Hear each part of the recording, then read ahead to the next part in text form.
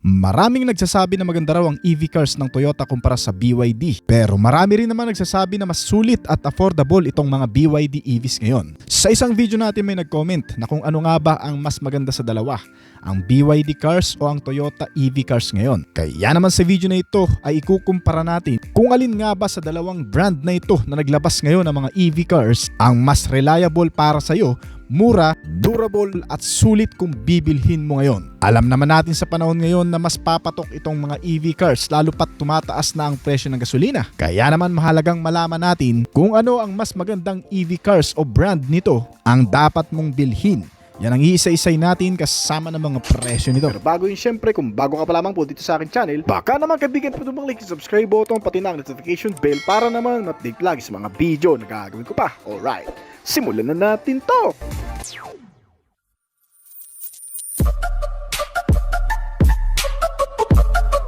Mainit-init pa sa merkado ang paglabas ng mga bagong EV cars ngayon ng Toyota brand na isa sa mga magiging malaking kakompetensya ng mga BYD cars. Pero marami na rin ngayon ang nagtitiwala sa mga BYD EV car, lalo pat tinalo rin nito ang brand na Tesla pagdating sa pagiging matipid, sulit na mga EV cars ngayong generation na sobrang mura pa ng mga presyo. Kaya naman sa video nito ay malalaman mo kung saan ka nga ba dapat na brand magtiwala ngayon, kung sa Toyota o sa BYD o kung anong mga sasakyan ang mas sulit sa presyo nito. Isa sa pinakamalaking kumpanya ngayon ng mga EV cars sa buong mundo ay ang BYD. Pero ang Toyota ang mas trustworthy na brand pagdating sa mga defuel car na kung saan ngayong panahon ay nagsisimula na ring gumawa ng kanilang bersyon na EV car model. Kagaya na lamang ng dalawang modelo ngayon ng Toyota na posibleng maging available na sa Pilipinas, ang BZ4X at ang Urban Cruiser, na may katapat ding bersyon sa BYD brand, ang BYD Seal at ang BYD Tank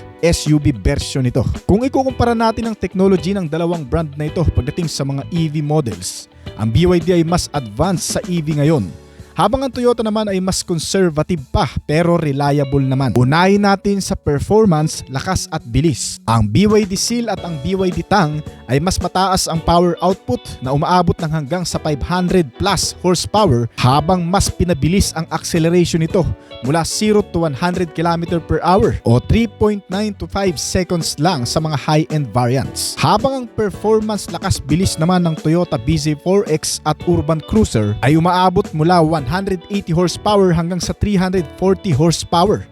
Mas mabagal ang acceleration nito na may 5 to 7 seconds pa. Kaya pagdating sa performance, lakas at bilis, panalo dito ang BYD. Mas sporty at powerful kasi ang mga sasakyan ngayon nito na talaga namang mabibilis na kahit mga de-battery pa, na halos tinatalo na ang mga de-fuel car. Ganyan ka-advance ngayon pagdating sa performance ang BYD brand. Pangalawa, pagdating naman sa range o layo ng tinatakbo bago tuluyang malobat ang isang full charge na baterya, unahin muna natin ang Toyota brand. Ang BZ4X ay kayang umabot mula 460 hanggang sa 520 km na range, habang ang Urban Cruiser ay kaya lang umabot ng hanggang sa 426 km na layo bago tuluyang malobat ang baterya. Samantalang ang BYD car, ang BYD Tang at ang BYD C ay kayang umabot mula 460 km hanggang sa 570 km. Ganyan ang layo na nararating nito bago tuluyang malobat ang full charge na baterya. Halos tabla lang na kung saan ang Toyota BZ4X ay slightly longer range sa base comparison, habang ang BYD car model ay mas malayo ang nararating. Pagdating sa resulta ng battery range, ay panalo pa rin dito ang BYD brand. Pangatlo, pagdating naman sa battery technology, importante rin itong malaman. Ang BYD ay may malaking advantage. Gumagamit kasi ito ng blade battery o LFP na kung saan mas safe, less risk of fire at longer lifespan, at mas mura pa ang maintenance at ang presyo nito. Habang ang Toyota ay may traditional lithium-ion battery at gumagamit rin ng LFP gaya ng sa BYD brand sa ibang modelo. Pero sa resulta ng battery technology ay mas panalo pa rin dito ang BYD kasi mas ahead sa battery technology ng BYD brand na kung saan sila mismo ang nagpuproduce at gumagawa nito. Pang-apat, ang charging speed. Pagdating sa mga Toyota EV cars, ito ay mga fast charging. Mula 30 to 45 minutes. Kaya nitong makapag-charge mula 10% hanggang 80% o kayang mag-full charge sa loob lamang ng isang oras. habang ang BYD EV cars ay medyo mabagal na kung saan mahigit sa 1 oras bago tuluyang ma-full charge. Kaya naman ang resulta, ang mas panalo ngayon sa mga charging speed ay ang Toyota brand. Well, panglimang bahagi nito ay ang comfort at ride. Ang Toyota brand ay mas smooth, refined at tahimik. Medyo conservative ang taning, pero mas safe choice ang feeling ayon sa ilang feedback. Habang ang BYD brand ay mas sporty, mas aggressive ang acceleration at mas tetchy ang interior features. Kaya naman ang panalo sa comfort ay ang Toyota, habang ang panalo naman sa driving excitement ay ang BYD brand. Pang-anim, sa technology and features. Ang BYD brand ay mas modern ang interior. May rotating screens at advanced UI. Mas maraming features na nagkakahalaga lang ng mas murang presyo. Habang ang Toyota ay mas simple at user-friendly. Mas stable ang software na alam na ng marami. Kaya naman sa real world, ang BYD brand ay parang Tesla vibes, habang ang Toyota ay parang isang traditional na may kasamang safety at quality. Pero ang panalo dito ay ang BYD brand dahil mas advanced ang technology nito kumpara sa Toyota brand. Well, pagdating naman sa value for money, kung alin nga ba dito ang mas sulit, yung hindi ka talaga manghihinayang sa nabili mong sasakyan sa katagalan. Pagdating sa BYD brand, mas mura talaga ang presyo ng mga BYD EV cars ngayon at mas marami pang mga features.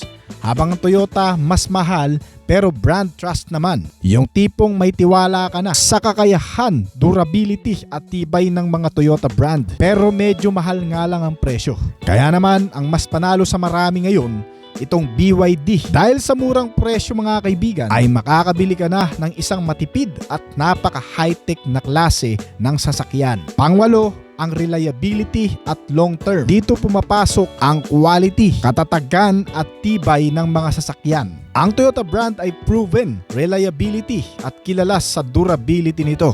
Habang ang BYD ay rapidly improvement, nakasisikat pa lamang sa merkado.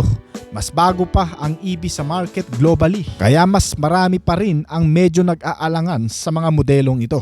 Kung real talk lang ang pag-uusapan, ang Toyota ay may safe long-term na benepisyo, habang ang BYD brand ay future tech leader na kung saan darating ang panahon ay talagang mas mangangailangan na tayo ng mga EV cars kumpara sa mga defuel na sasakyan. Pero sa kasalukuyan, kung sa reliability at long-term ang pag-uusapan, ay mas panalo naman dito ang Toyota brand. Well, kung pag-uusapan naman natin ng price estimate mga kaibigan, ang Toyota Base 4X ay nagkakahalaga mula 2.7 hanggang 3 million pesos sa estimated price.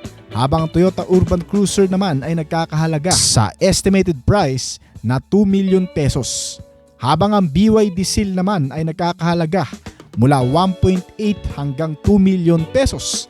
Habang ang BYD Tang naman ay nagkakahalaga mula 2,098,000 hanggang 3 million pesos mga kaibigan. Kia EV5.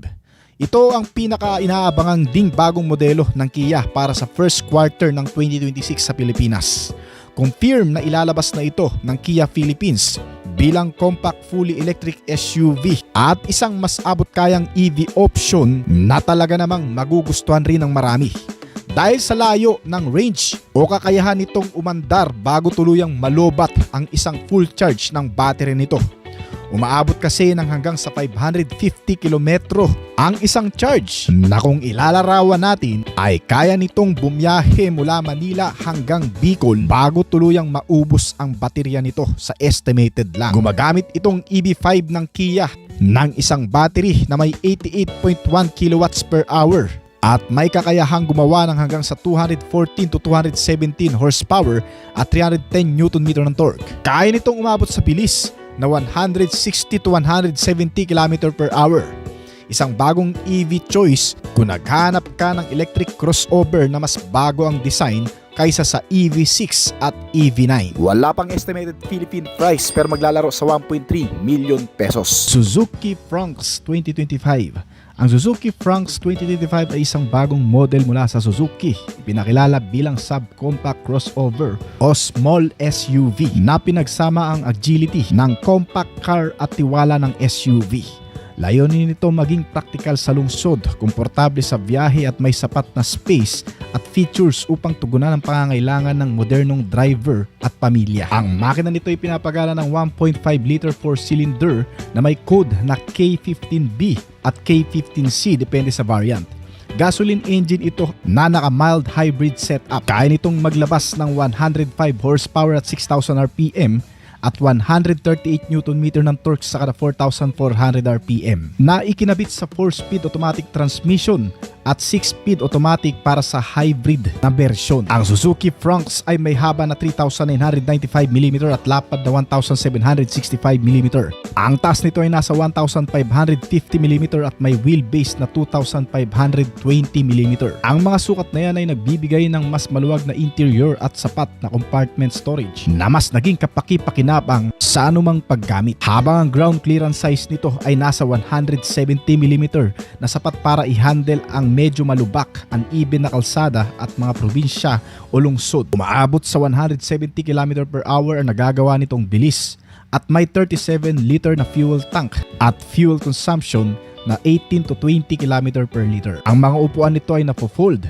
na napaka-flexible para sa mga pasahero o mapalawak ang mga baggage storage. Pagdating naman sa safety at driver assist features, gumagamit ang Suzuki Fronx ng makabagong Smart Safety Sense suit na ginawa ng Japanese brand para magbigay ng malawak na pangkaligtasan para sa mga pasahero nito. Maraming airbags ang ikinabit sa loob na nakaposisyon sa front, side at curtain para sa proteksyon ng mga pasahero at may kasama pang advanced driver assist package. May dual sensor brake support para sa automatic emergency braking, forward collision warning, lane departure warning, lane keep assist, blind spot monitor at rear cross traffic alert. Ilan pa sa mga security features nito ay ang mga basic safety sense suit gaya ng anti-lock braking system, electronic stability program, mga seatbelt na may pre-tensioner at matibay na chassis built at mga suspension setup nito. Mabibili mo itong bagong crossover ng Suzuki mula sa 1 million hanggang 1.2